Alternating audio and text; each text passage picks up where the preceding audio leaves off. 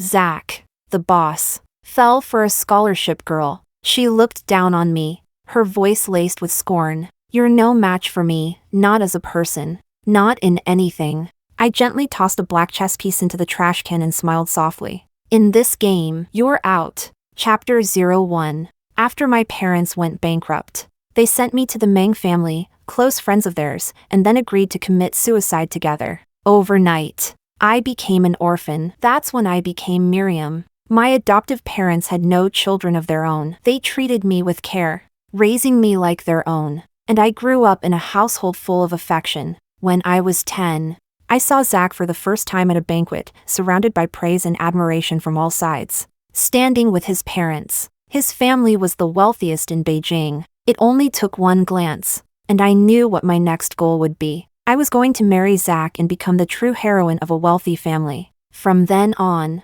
I demanded perfection from myself, whether it was in etiquette, academics, social conduct, or even the curve of my smile. Gradually, my name spread across the city. I became the golden standard, the child everyone else's mother praised. Even Zack's parents began to take notice of me. One day, his mother vaguely mentioned my marriage prospects. Just as I had instructed, my adoptive mother replied with a smile. She's still young. She's not considering such things yet. Later, she asked me in private, Miriam, isn't this what you've always wanted? I recalled the way that little heir looked at me back then, arrogant and disdainful. I curled my lips into a faint smile. Auntie, what I want isn't just approval from his mother.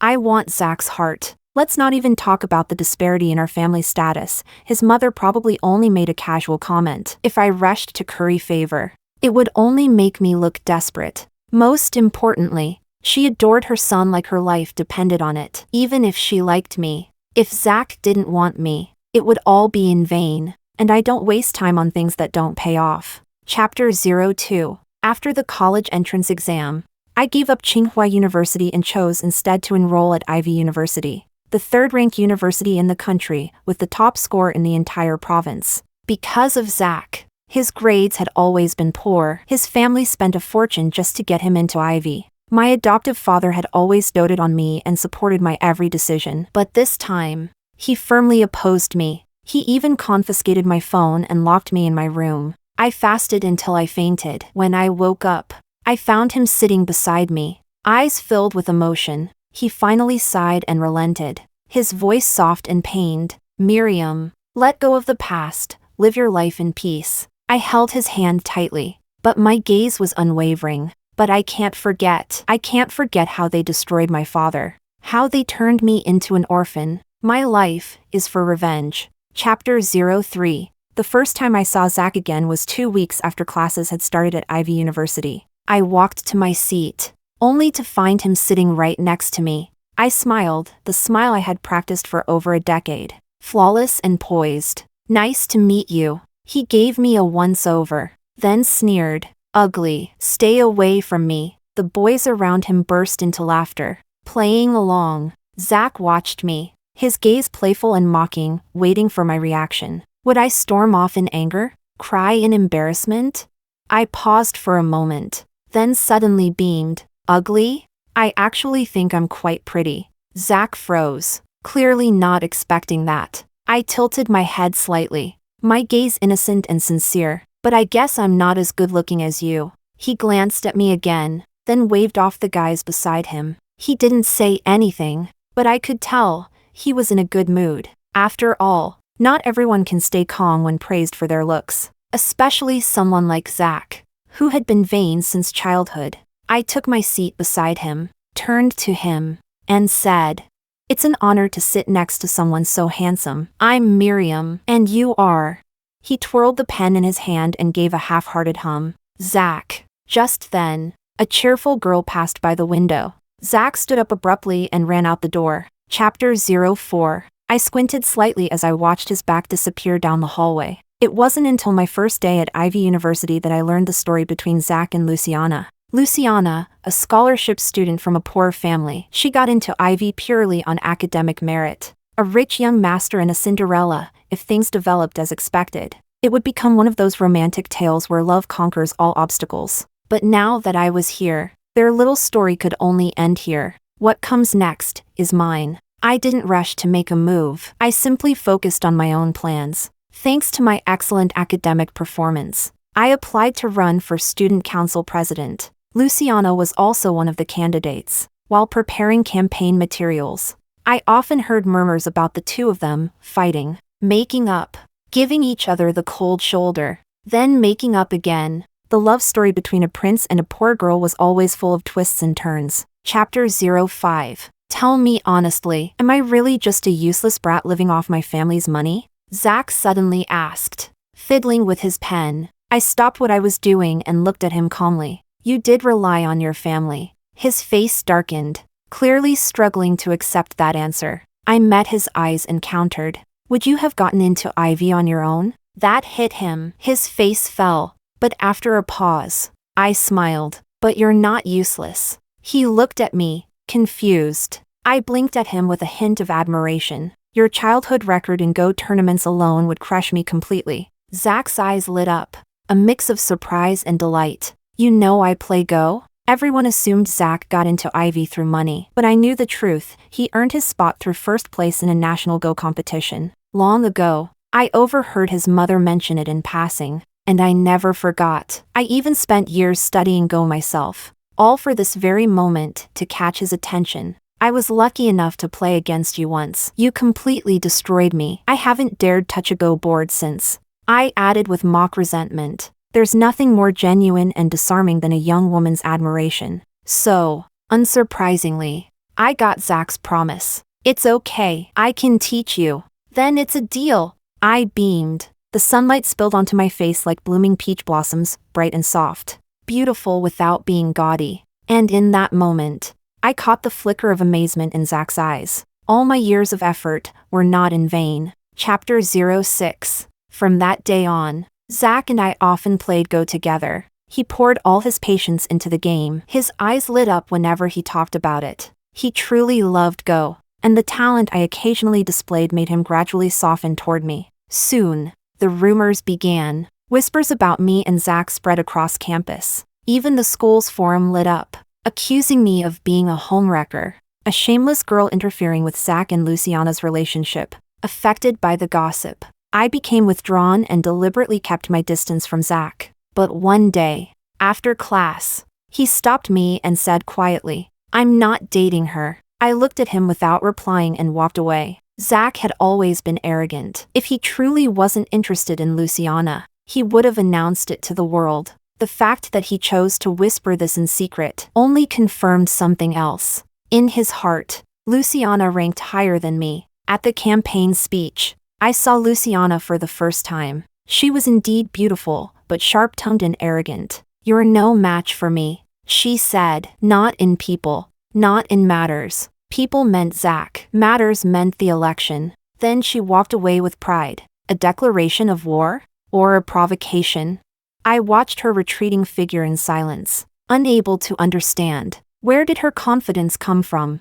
Chapter 07. The next day, Zack officially confessed to Luciana, but Luciana rejected him, saying she wanted to focus on her studies. Still, that was enough to make me the joke of the entire academy, a desperate girl throwing herself at Zack. During that time, no matter where I was, in class, in the library, or just walking down the hall, I would always hear sarcastic remarks and passive-aggressive whispers behind my back. Eventually, citing psychological stress, my adoptive father came to take me home for a break. While driving, he asked me, was this part of your plan too?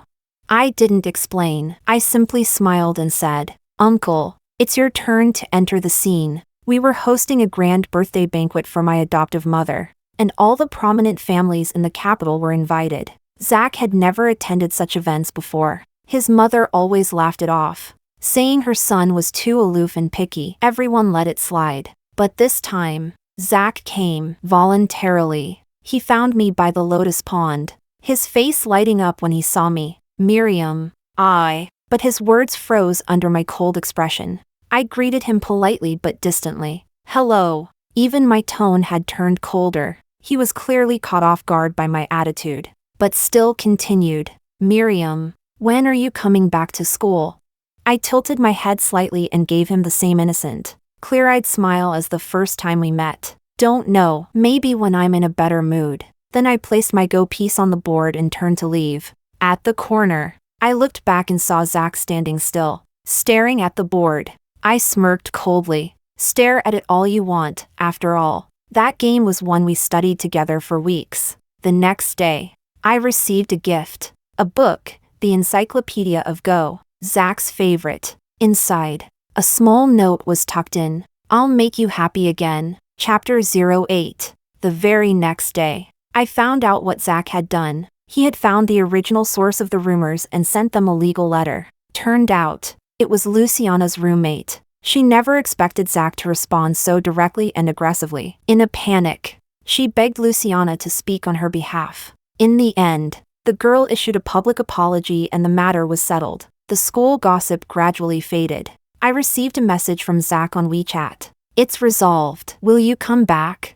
I didn't reply directly, instead choosing to talk about other things. Puppies, kittens, a photo of the sky on a beautiful day. We started sharing our lives online, chatting as if we were closer than ever. By the time I returned to school, the student council presidential campaign had officially begun, and I saw Luciana again. In the final round, only she and I remained. On stage, she looked at me with smug confidence, absolutely certain of her win. I avoided her gaze and looked at the seating area where Zack was waiting. Hopeful. Who would he vote for? He noticed me looking, his eyes flickered, and he quickly looked away. I smiled faintly. It was no surprise, he voted for Luciana. The love you can't have always feels the most intense, and the shortest lived. Zack votes for Luciana. A commotion rippled through the student seats. Some girls even looked like they were watching their OTP come true. I turned pale, my eyes dull as I stared at Zack, like crying without tears. You said you wanted to make me happy, but you disappointed me. Zack's face paled, and he lowered his head, not daring to look at me. Luciana, noticing our exchange, leaned closer and whispered, I told you, you're no match for me. Now, you've humiliated yourself. Humiliated? I raised an eyebrow, surprised by her arrogance, and suddenly laughed. The game isn't over. The only one humiliated is you. Just as my words fell, the microphone at the front of the stage echoed, and the winner of this year's student council election is Miriam. I turned and flashed a graceful smile. As I walked past Luciana, I whispered in her ear, you lost. Chapter 09. The reason I enrolled 2 weeks late wasn't because I was sick, but because the day before I was supposed to enter school, I heard about Zack and Luciana. Zack was always arrogant and unruly, yet he showed surprising patience toward someone who had repeatedly offended him. There had to be a reason behind that. So I sent someone to investigate. Investigations take time, and I didn't want to show up unprepared. So I took a leave of absence. The results didn't surprise me. Zack had once attended a rural summer camp as a child, the exact place where Luciana grew up. They spent 2 months together, close, familiar. As Zack grew older, bound by status and rules, he would inevitably begin to yearn for that carefree summer. If I couldn't beat them to the punch, I had to make sure to cut off the retreat. So I waited, biding my time, watching as they reconnected, reminisced, and rekindled. Then, once Zack began to waver, I would step in, brighter, smarter, more beautiful, and more compatible than Luciana. Above all, I was his equal. She wasn't. But is Luciana really so unmoved by Zack? Can a poor girl really feel nothing when a wealthy, handsome guy keeps showering her with attention? If she truly didn't care, why all the mixed signals? She accepts his gifts. She brings him milk, tea, and breakfast. Is that really all for the sake of childhood friendship? Or does she just enjoy holding his heart in her hand and the envy in everyone else's eyes? Either way, I didn't care. Like this time, when random rumors threatened my reputation and my shot at presidency, Luciana would never understand. Keeping a popular man dangling might bring rewards, but the risks are far greater. Not everyone roots for the prince to fall in love with the pauper. Besides, in both grades and achievements, I've always outshone her. From the very beginning, I knew that this election, no, this chess match, was mine to win. Chapter 10. Once I became student council president, life got a lot busier. The workload wasn't overwhelming, but with all the transitional chaos, I had to invest time and energy to put everything in order. Thankfully, I had rehearsed this moment 1,000 times. The transition went smoothly, and those who had been watching from the sidelines began to trust me. Luciana was initially assigned as vice president, but she chose to head the arts department instead. I didn't object, but I was curious, why would she choose that? The arts department is full of dancers and award-winning pianists and violinists. She had no known talents. As I pondered that, I suddenly felt something cool on the back of my hand. I looked up to find Zack pouting slightly at me. "You've been so busy lately. No time for chess." I calmly placed my white piece down. "You don't really need me as an opponent. Priorities, like chasing girls, come first." His expression darkened momentarily, and he muttered, "She's already turned me down twice." "That's right, just yesterday." Zack confessed again, and Luciana turned him down citing academics. From upstairs, I had caught a glimpse of Zack's dejected, frustrated look, like a sad little puppy. "I don't get it," he had said. "She clearly likes me, so why keep rejecting me?" Classic push-pull tactics. Seriously, he couldn't see that? Looking at his puppy dog eyes, I wondered how two shrewd businesspeople had raised such a naive son. I picked up a piece I'd just placed and quietly returned it to the box. Maybe she really wants to focus on school. We're all still students, we can't offer each other a future yet. Maybe. But Zack's eyes locked onto mine. "Miriam, put that piece back." "No cheating. Can't read people, but he sure could read a chessboard. If I placed it, I'd lose for sure." I bit my lip and stared silently. He finally sighed and shook his head. "Fine. I'll let it slide this time." "You're so generous," I said with a bright smile. Then I caught the sight of Zack's ears turning crimson red. Chapter 11. Every year, Qingting University holds an arts performance and invites guests from all walks of life to attend. As I watched Luciana shine under the spotlight with her piano solo, I finally understood why she had chosen to become head of the arts department. The set design, costumes, makeup, she was flawless, perfect. And that perfection was her privilege as department head. When Zack walked on stage to present her with a bouquet of flowers, the auditorium erupted. Her cheeks flushed red, and Zack was clearly awestruck. He had never known Luciana could play the piano so beautifully. Honestly, neither had I. For a girl from a struggling family, piano wasn't exactly affordable. Curious, isn't it? I kept my gaze steady on them as they exited the stage. Zack, ever the gentleman, helped her down the steps, even though I wasn't even looking at him. The moment he passed by me, he instinctively let go of Luciana's arm. Luciana's smile stiffened. "Miriam." He called my name. I looked up. He frowned, noticing I was still in my school uniform. "Weren't you supposed to perform violin today? Why didn't you change clothes?" He had seen my red fingertips before and knew how hard I had practiced. Naturally, he was puzzled that I didn't perform, but saying it aloud made it sound like we shared many secrets, which was exactly the impression I wanted Luciana to have. I gave a soft smile and said gently, "It was cancelled." Luciana was scheduled to host our guests, but since she had to perform, I volunteered to take over. Zack shot a glance at Luciana and frowned again. "Then all your practice was for nothing." My eyes drifted toward Luciana as I smiled even more sweetly. "It's fine. It's part of my responsibility as student council president." Luciana's face visibly tensed. "The president really has it hard," she muttered, clearly biting back her frustration. Zack didn't catch her tone. His eyes stayed fixed on me with a strange softness. "You both had performances. Someone else could have hosted. It's just that they always think you're easy to push around." I coaxed and distracted him until he finally calmed down. Honestly, I was worried he'd storm over and confront the board members. That wouldn't do. After all, it was me who gave up the spotlight voluntarily. Luciana wanted to shine?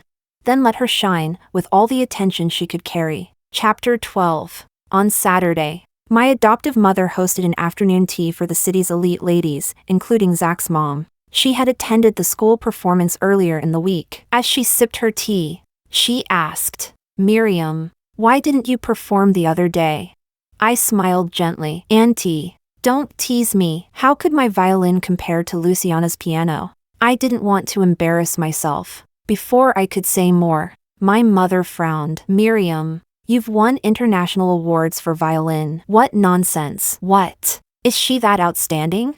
Before I could respond, Zack's mother suddenly slammed her cup down, her voice sharp and cold. Outstanding? That vixen? She's only learned a few notes and dares flaunt it in public? Embarrassing. She can't compare to Miriam. She was usually poised and elegant, rarely raising her voice. Her reaction spoke volumes about her disgust toward Luciana. The other ladies were stunned and curious. Soon, the whole story came out. Zack's mom is the largest shareholder of Qingting. A few days ago, she had invited a world-class pianist to consider teaching at Qingting to attract more art students. Everything was going well, until Luciana's performance. The pianist left in anger, later messaging her to say he felt deceived. Qingting clearly lacked artistic talent. Humiliated, she ordered a full background check on Luciana. Naturally, she also uncovered Luciana's entanglement with Zack. Her son might be blind, but she saw things clearly. She didn't scold Zack. She just directed all her anger at Luciana.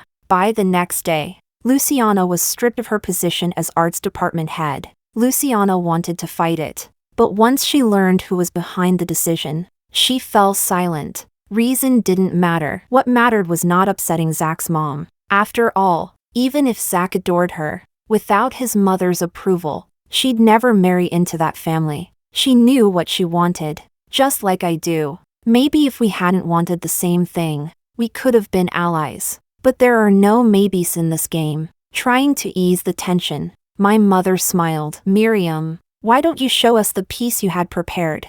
Zack's mom looked at me, eyes glowing with anticipation, perhaps realizing she'd overreacted earlier. I nodded. Of course. On my way upstairs, I caught sight of Zack arriving at the front gate. He looked furious, as if ready to demand answers. I smiled softly. Perfect timing. Chapter 13. Zack hung up the phone, visibly upset. Yesterday, Luciana told him she'd been removed as head of the arts department and had asked him to find out why. He had only just brought it up when his mother, clearly prepared, gave him a full explanation. Luciana had allegedly neglected her duties, abused her position, hoarded all the department resources, and most outrageously, his mother forbade Zack from seeing her again. The earlier points Zack could tolerate, but that last one ignited his fury. They argued. It didn't end well. This morning, Luciana had called again, her voice tinged with sorrow. She told him she had accepted her fate.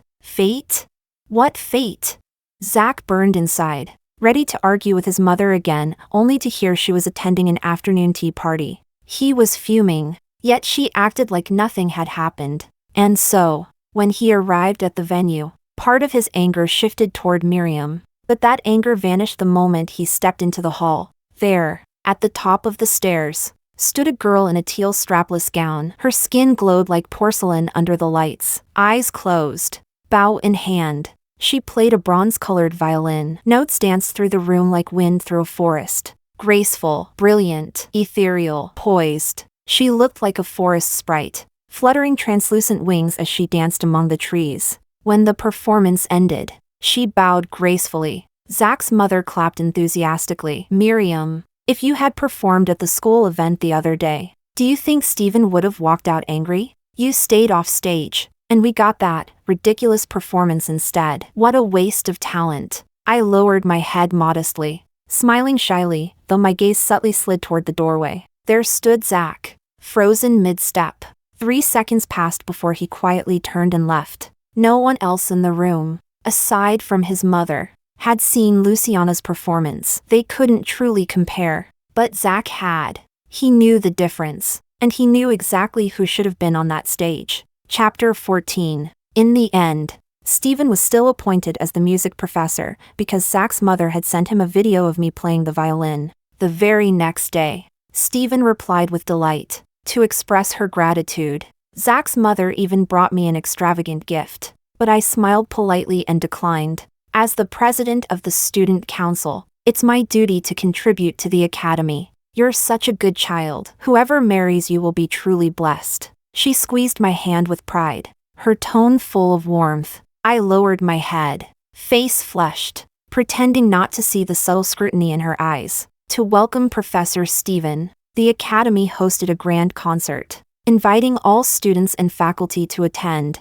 Luciana signed up, clearly hoping to win back some dignity. She prepared a piano piece, technically excellent, and well received. Zack, seated beside me, leaned in and asked softly, "You're not going to perform this time either?"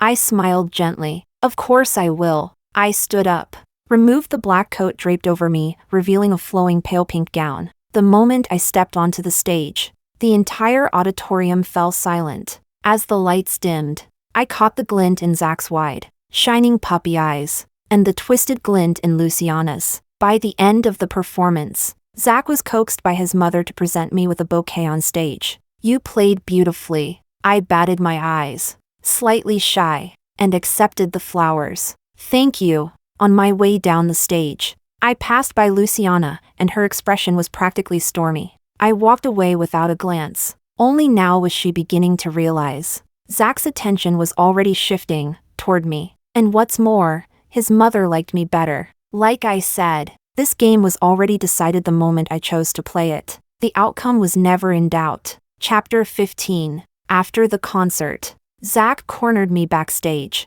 His eyes were uncertain, but his voice was steady. "Miriam, do you like me?" I raised a brow. "Why would you think that?" My reaction was calm, too calm. He frowned. "It's just, you and Luciana always seem to compete." And I thought, maybe, I misunderstood. "Miriam, Luciana, he treated us so differently." "You're not wrong," I said. He blinked in surprise. "I do like you." He instinctively took a step back. Why? I smiled lightly. "I've liked you for a long time. The first time I saw you was at a Go tournament. You beat me, and I cried. Everyone comforted me, but you just called me a sore loser and laughed. From then on, I wanted to beat you. I studied your games, watched your replays over and over, but then I realized your talent wasn't just natural, it came from passion and effort. You won because you love the game more than anyone." Zack's expression softened. He looked moved. I stared at him, eyes shining. "I don't know exactly when I fell for you, but once I realized it, it was already too late. You liked Luciana, and she's wonderful, free, radiant. Honestly, I envy her." He hesitated. "Envy her for what?" I looked down, voice low and sad. "Because she got your love, and I didn't. I need to think about this." He muttered, then turned and fled like I had burned him with my words. Once he was gone, I wiped the tears from my eyes and turned away, emotionless. Chapter 16. For the next month, I barely saw Zack until his mother's birthday banquet. Most of the young guests in attendance were from Qingting Academy. Zack's mother, dressed in a luxurious gown and holding a wine glass gracefully, smiled and addressed the crowd. "This year my son just started college. If he behaves immaturely, I hope everyone will be understanding." Her humble and tactful tone naturally won her respect. No one would be foolish enough to contradict her. I stood off to the side, smiling quietly as others showered her with compliments. Soon, she waved toward Zack and me. "Miriam, Zack, come here." I walked over to stand on her left. Zack took her right. She turned to me with a smile and said, "Zack's still a bit immature. I feel more at ease knowing you're there to guide him." That sentence, while seemingly casual, was anything but. Everyone present could hear the unspoken message. She approved of me. In that moment, Luciana's presence became awkward. By all logic, Luciana should not have been here, but Zack had insisted on bringing her. Even though she had rejected him, she still wanted to stand by his side, to stake her claim. But in a room full of seasoned socialites, who wouldn't see through that kind of tactic? At the very least, Zack's mother would never allow her son to be toyed with by a girl like that. So, using me to alienate Luciana, completely within my expectations, I offered a polite smile. "Auntie, don't worry, Zack has been doing very well at school." Still worried I hadn't understood her implication, she added, "Miriam, I'm counting on you not to let him be tricked so easily." A clear jab, as if outright declaring, Luciana is a manipulator. Luciana's face turned pale with rage. Her fists clenched tight. Zack noticed and frowned, displeased. Mom, what are you saying? But before he could say more, his father gently interjected. Zack, don't upset your mother. Seeing his father's serious face, Zack clenched his jaw and lowered his head. I quietly took it all in. After the banquet, Luciana had already left. Zack slumped on the sofa, visibly frustrated. I was asked to stay behind. Sensing the tension between mother and son, I gently broke the silence. Auntie, I believe there are no deceivers in love, only differences in depth of feeling. Both of them looked at me. His mother's eyes held a trace of displeasure, while Zack seemed surprised. I smiled. If Zack is happy with Luciana, then I'm happy too. No mother could dislike a girl who sincerely loves her son. It only proves how desirable her son is, especially when the girl in question is exceptional. And I looked so foolish, as if I was willing to give up everything for Zack. How could she not like me? Chapter 17. Zack's mother's expression softened as she sighed. Silly child. Zack looked at me, visibly moved. He never expected I'd speak on his behalf. As we left, walking side by side, he suddenly asked, Do you really not mind me being with Luciana?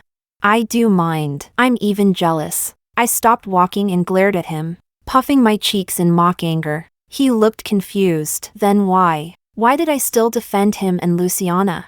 Because you like her. I smiled gently, my voice light. Watching you two together might help me slowly let go, maybe even stop liking you. He froze. Stop liking me?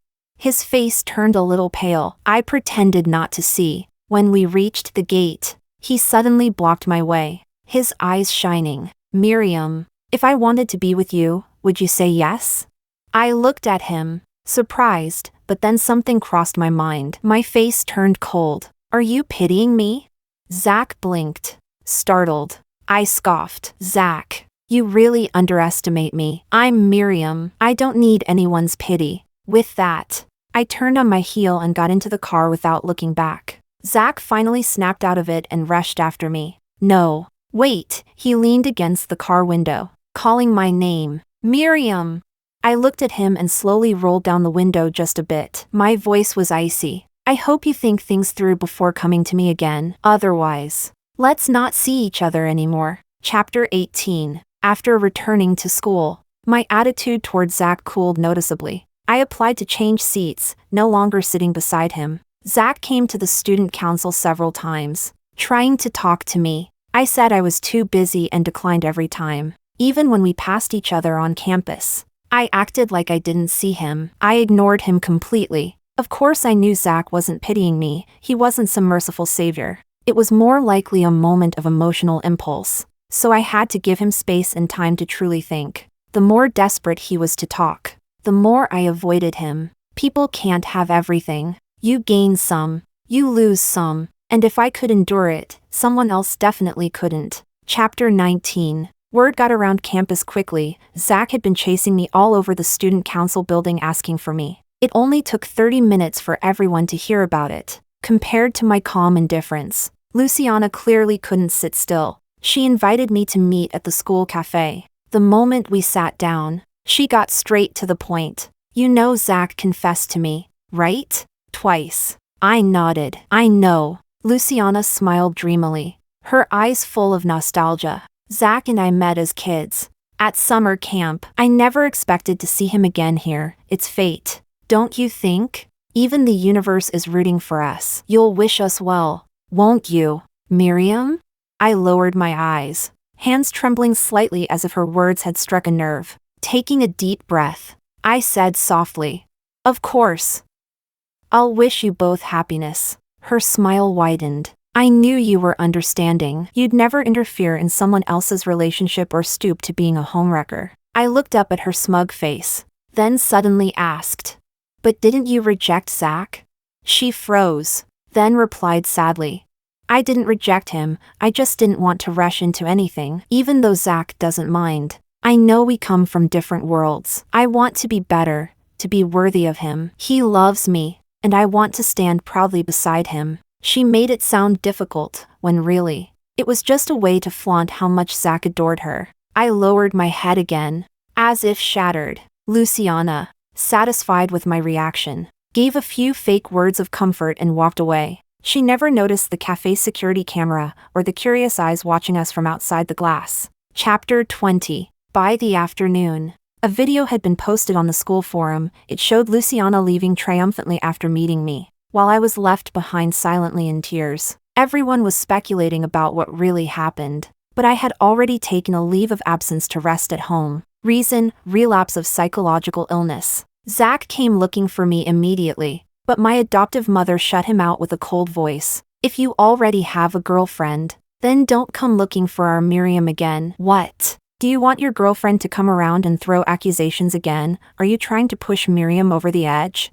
Zack was completely dumbfounded. She continued, scolding him with teary eyes. Your family might be powerful, but Miriam isn't someone to be trampled on. Her health was never great, and now you've almost cost her half her life. Zack grew even more desperate to see me. Mom? What's going on? I came down wearing pajamas, pale-faced, looking like I had just woken from a nightmare. My adoptive mother quickly wiped her tears and ordered the housekeeper to escort him out. But Zack rushed forward to stand in front of me. Miriam. I really didn't know what was happening. His eyes were full of concern. He asked softly, "What's wrong with you?" "I already know," I said hoarsely, tears dripping down my cheeks.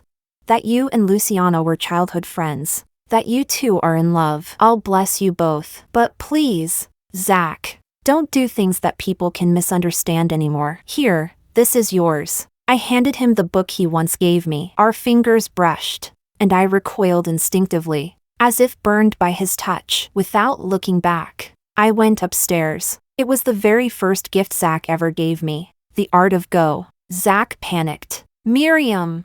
He tried to follow, but the housekeeper stopped him cold. He could only leave from the second floor. I quietly watched him from the window. He looked down, opened the book, and there it was, a note tucked between the pages. "I will make you happy. I will never trust you again." Chapter 21. From that day on, Zack came to see me every single day. Sometimes I refused to meet him. Other times, I saw him briefly, always cold and distant. He wanted to apologize for Luciana. Clearly, he had finally realized just how smug and cruel her words had been that day. She was no longer the bright, innocent girl he remembered, and yet, he had still chosen her. That didn't surprise me. If his feelings could change so easily, I wouldn't have had to work so hard. But that didn't mean I had to accept his apology. Whenever he tried to speak, I'd stare silently at him, then turn away and avoid him for a week. Eventually, he stopped trying to apologize. That afternoon, I wore a pale moon-colored dress and sat on the couch reading. My cheeks were glowing. Zack nervously set up a Go board and asked softly, "Miriam, when are you going back to school?" I glanced at him. My adoptive mother answered for me. Coolly, "Miriam's not going back. We're planning to send her abroad." Zack's expression changed. His eyes widened in shock. "Abroad? She's not coming back?" My mother let out a cold laugh. "Hopefully never. That toxic environment, better not let it break her again." Zack looked uneasy and turned to me. "Miriam, is that how you feel too?"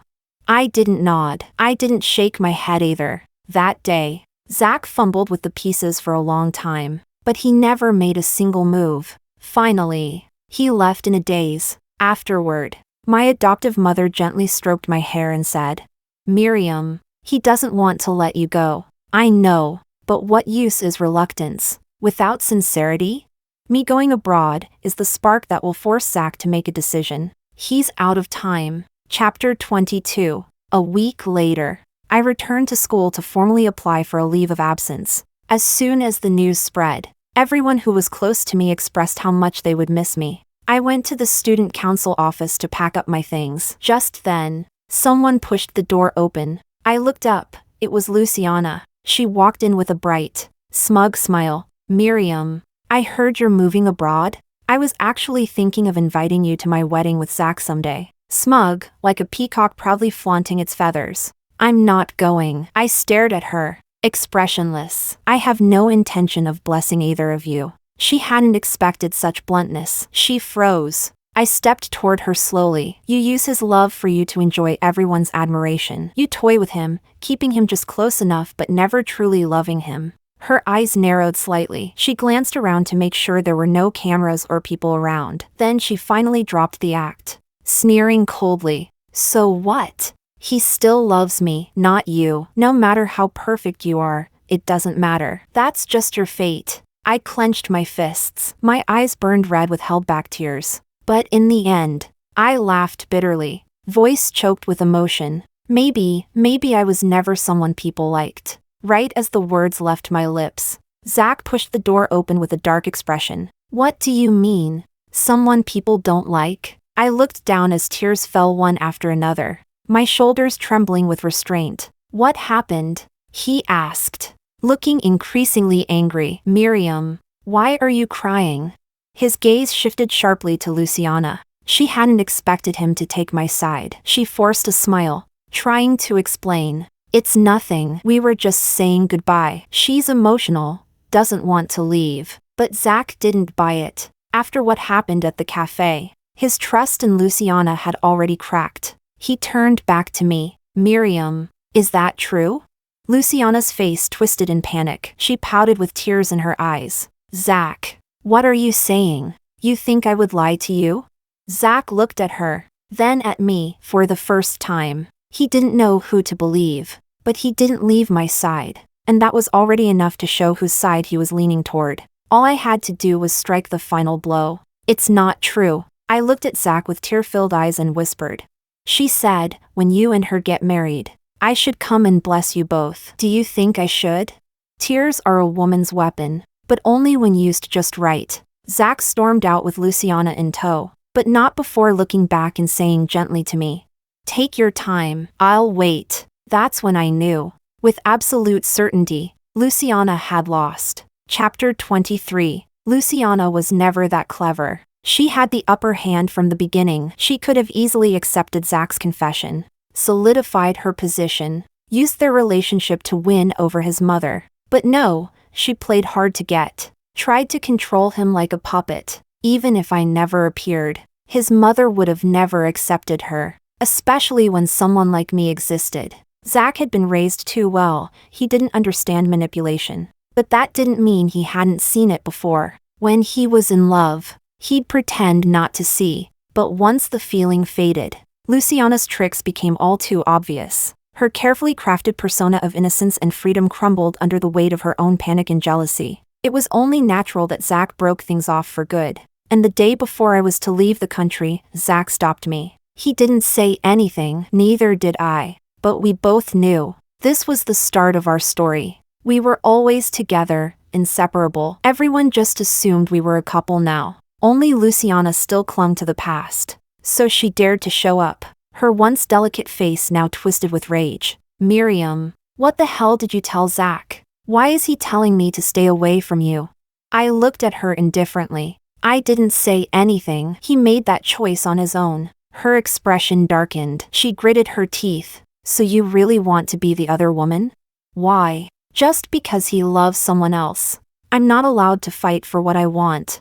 I stared into her eyes. Luciana, you're too greedy. That's why you'll end up with nothing. Don't get cocky. Zack loves me, she shouted. I let out a cold laugh. If you were that confident, you wouldn't be standing here right now. Her face froze. She had no words. I reached into the drawer, pulled out a single black ghost stone, and tossed it into the trash. Word by word, I said, Luciana, you're out of the game. The moment she turned down Zack's first confession, I had already won. If it hadn't been necessary to shatter Zack's illusion, I wouldn't have wasted so much time on a pawn who couldn't even read the board. Chapter 24. In the second year, Luciana ran against me in the student council election and actually won, becoming the new president. But just 3 days later, someone exposed that she had bought votes to win. It wasn't just Luciana's disgrace, it was a scandal that tarnished the reputation of Qingting itself.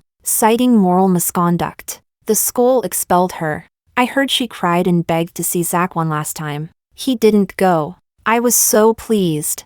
I rewarded him with a kiss. He blushed crimson like a boy in love. And at my birthday banquet, Zack surprised me with an elaborate proposal he had planned in secret. He got down on one knee, roses in one hand, a diamond ring in the other. His voice trembled. "Miriam, will you marry me?"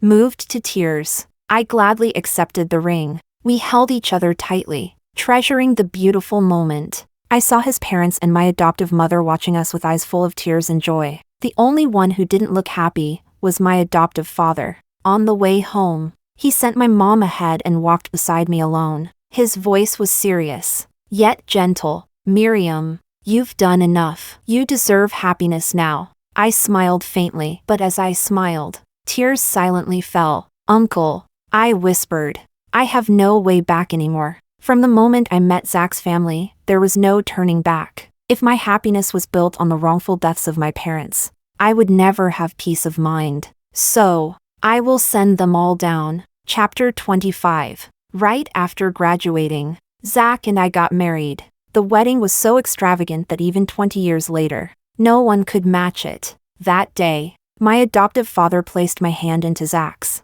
The priest's solemn voice echoed, "Zack, Miriam, do you promise to entrust your lives to each other, for better or worse, in sickness and in health, to never part?"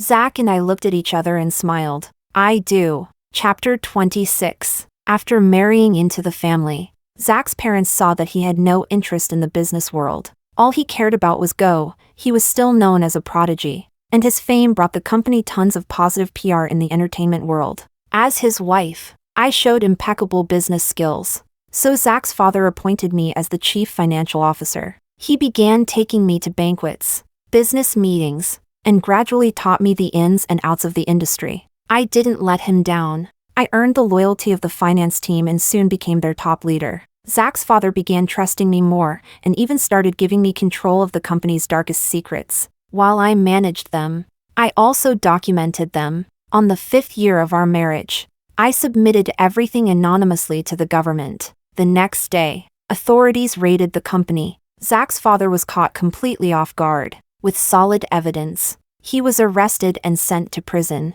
The speed of justice never disappoints. Chapter 27. The first time I saw Zack's parents, I realized I'd seen them before. In my father's office, I was hiding under the desk, watching them sneer down at him. His mother's sweet voice was laced with cruelty sharper than a blade. Not long after they left, my parents hugged each other and sobbed. Loving parents think long-term. Even buried under mountains of debt, they still planned my future until the very end. I clung to them, crying and begging not to be separated. But I was too young, and I eventually cried myself to sleep. The last thing I remembered was the warmth of my father's palm and my mother's soft whisper, "Don't be afraid, sweetheart." When I woke up again, everything had changed. I was alone, an orphan without a father, without a mother. Chapter 28. I visited Zack's parents in prison once. Seeing the two of them in prison uniforms,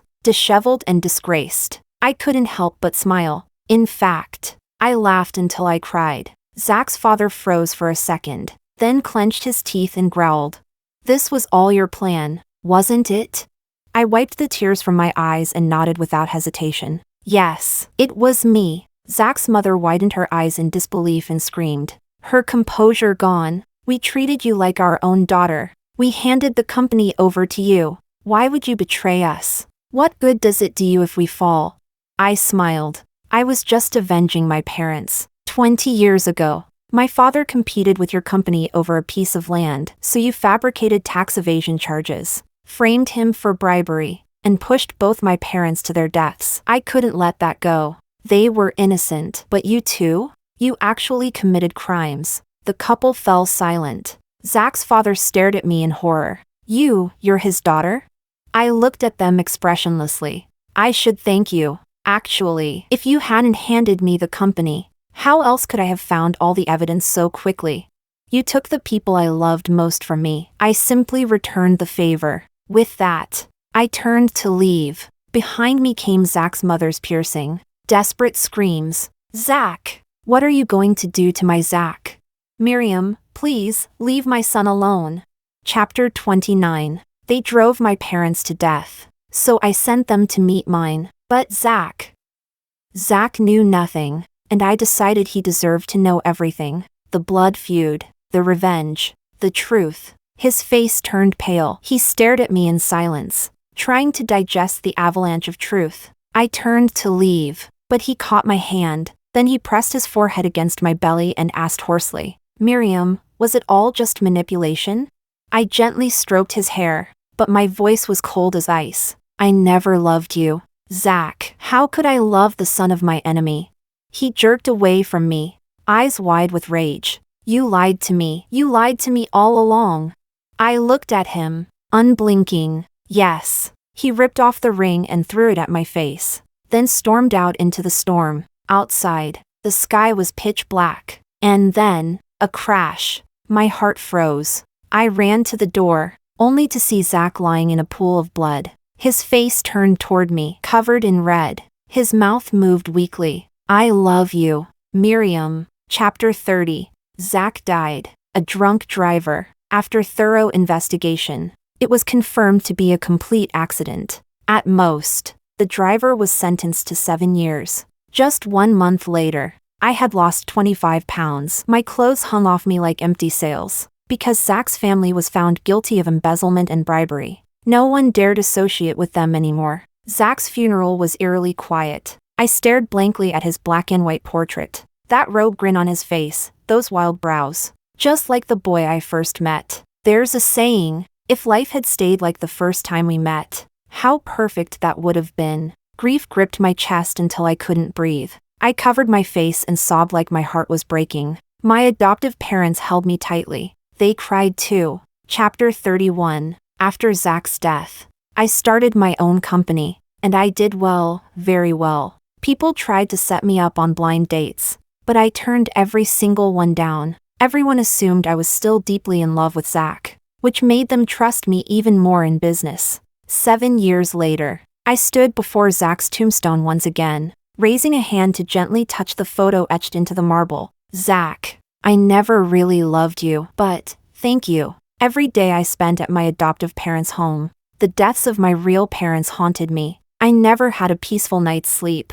My adoptive father always told me to let it go, but how could I? My parents died innocent, and bringing down the people responsible was nearly impossible. I had no choice but to start with Zack. Luckily, Zack was raised in comfort, naive, soft-hearted, and he fell in love with me. He brought me into the heart of his family's company, and gave me the chance to tear it all down from within. Just then, a man in black approached from behind and whispered softly, "Boss, he's here." I turned. A ragged, trembling man stood a short distance away, visibly panicked. His face was the exact same face as the drunk driver from back then. My lips curled into a faint smile. I once said I'd take away the thing they loved most, and I never go back on my word.